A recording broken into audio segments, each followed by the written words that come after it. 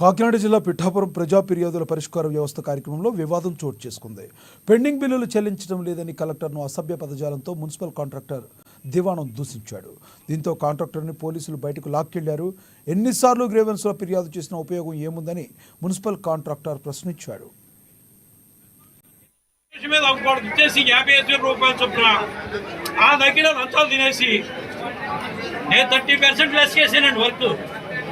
Nomination మీద ఇచ్చేస్తున్నాడు 50,000 చొప్పున ఎడగొడేసి ఇచ్చేసి వాళ్ళ దగ్గర ఆయన ఈయన కుమ్ముక్కైపోయి మొత్తం A to Z 40 లక్షల బిల్స్ ఇప్పుడు చేసుకున్నాడు ఈ కమిషనర్.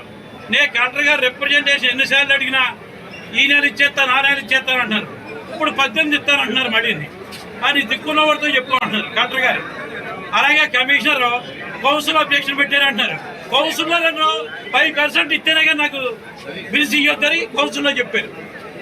ఇంకేం చెప్పండి కళ్ళ మళ్ళీ పుస్తకం